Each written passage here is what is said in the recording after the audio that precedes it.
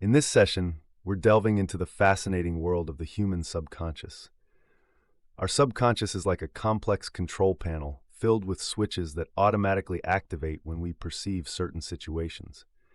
These switches play a crucial role in determining whether we like, admire, or even feel attracted to someone. Let's explore these mechanisms, particularly focusing on how they relate to the development of charisma. To illustrate, let's consider two scenarios where a friend, Tanner, unexpectedly calls your name. Imagine you're in a cafe with a group of friends, planning a weekend trip. Suddenly, Tanner arrives and calls out to you. How you respond in this moment reveals a lot about your subconscious positioning. Scenario 1. You're discussing the weekend plans when Tanner enters. You immediately stop the conversation, turn to Tanner, and greet him warmly. You then dive into a conversation with him, almost forgetting your friends for a moment. This kind of reaction is common, but how does it feel? Scenario 2. You're in the middle of assigning tasks for the trip. When Tanner arrives, you acknowledge him, but you ask him to wait a moment while you finish your discussion. After wrapping up the conversation, you turn to Tanner and engage with him. Notice how different this response feels. What's happening here? The second scenario subtly but significantly shifts the power dynamics. By not immediately redirecting your attention, you maintain your original position of importance within the group.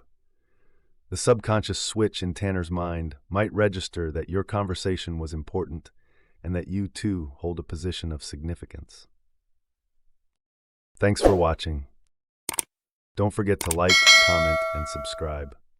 The principle of comparison can be simplified into what I call the big versus small behavior model.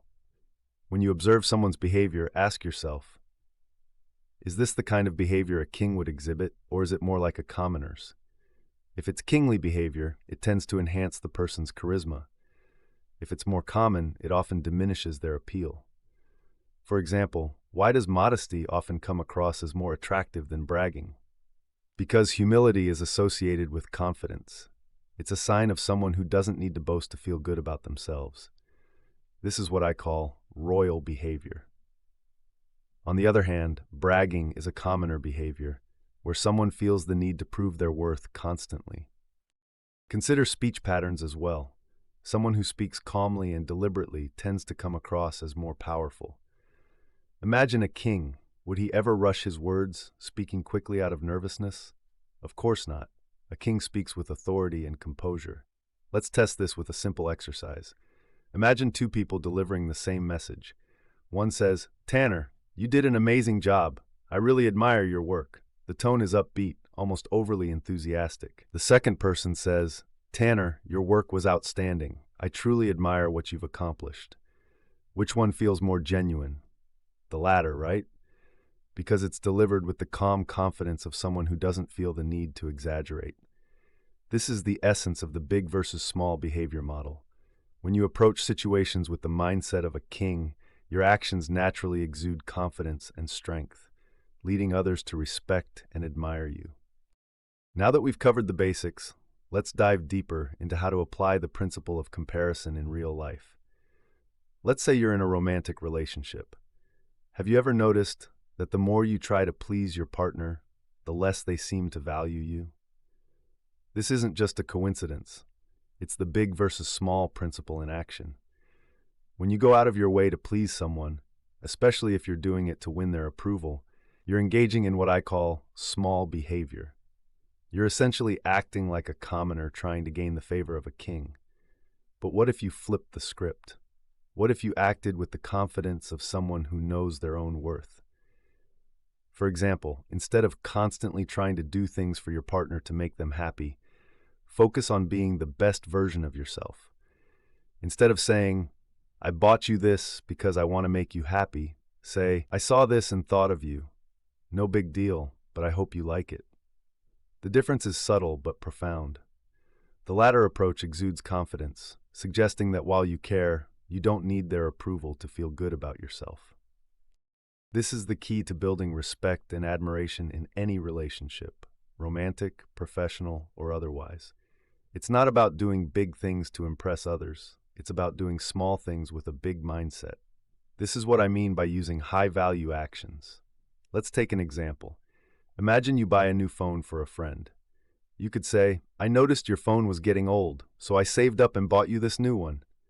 It was a bit expensive, and I had to wait in line for hours, but I wanted you to have it." This is an example of small behavior. Even though the gesture is big, the way it's presented diminishes its impact. Alternatively, you could say, "I saw your phone was acting up, so I picked up a new one for you. Hope it makes your life a bit easier." No fuss, no need for recognition, just a straightforward act of kindness. This is big behavior, even though the action itself might seem small. The key takeaway here is that how you do something often matters more than what you do. High-value actions are those that come from a place of confidence and self-assuredness. When you approach interactions with this mindset, others naturally start to see you as someone worthy of respect and admiration. Let's push the principle of comparison to its extremes. What happens when you consistently engage in small behavior to the point where it becomes subservient or overly accommodating? At its most extreme, this behavior turns into people-pleasing or even groveling. When you constantly lower your position to please others, you lose all sense of self-worth in their eyes. For example, consider someone who constantly bends over backward to make others happy. At first, they might be appreciated, but over time, they're likely to be taken for granted. They might even be disrespected. This is because their actions signal to others that they don't see themselves as equals. They see themselves as subordinates. On the flip side, what happens when you consistently engage in big behavior to the point where it becomes arrogant or dismissive? At its extreme, this can lead to others viewing you as unapproachable or even unlikable. However, and this is crucial, even when you're seen as overbearing, you still maintain a position of power and respect. Consider the bad boy stereotype in romantic relationships. Despite their often dismissive or even rude behavior, they still attract attention and admiration. Why? Because they exhibit behaviors that suggest they are strong, independent, and not easily swayed by others.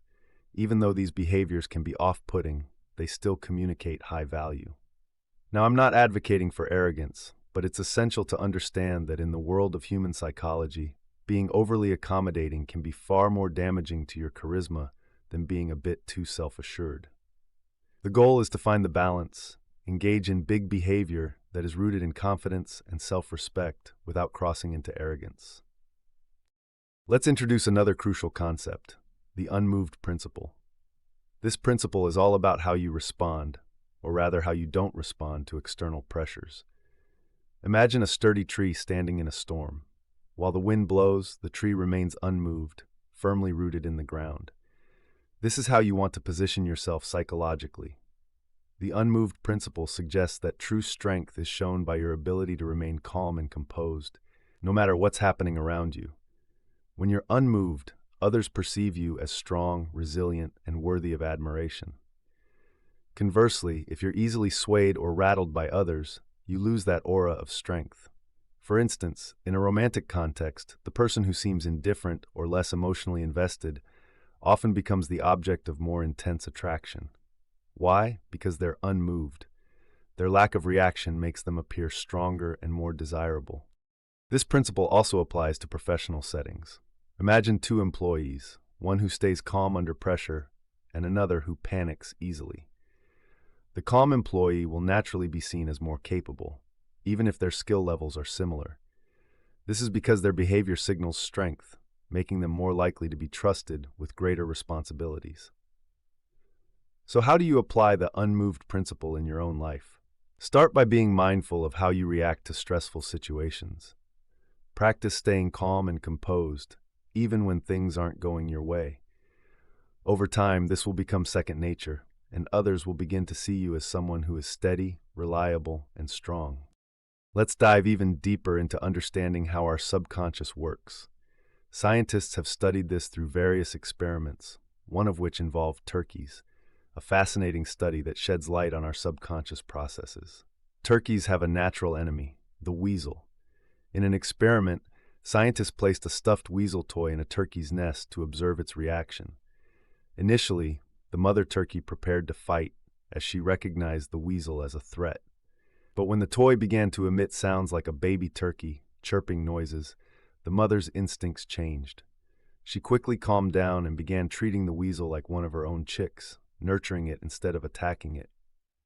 This experiment reveals a fundamental aspect of how our subconscious works.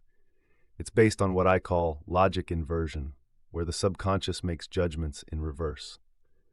The turkey's logic was, chirping equals baby turkey equals something to nurture.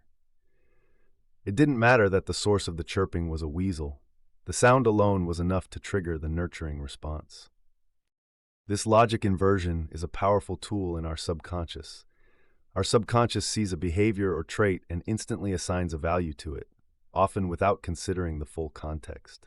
For example, if someone exudes confidence, our subconscious might automatically categorize them as competent or trustworthy, even if that's not necessarily true. In modern society, this can be both beneficial and dangerous. It's why we often trust people who seem confident or charismatic, even if they're not qualified or honest. Our subconscious is wired to respond to certain cues, just like the turkey responding to the sound of chirping. Understanding this can help you become more aware of how you're perceived by others and how you perceive them. It's a reminder that while first impressions matter, they're often based on these subconscious triggers rather than rational thought. Thanks for watching. Don't forget to like, comment, and subscribe.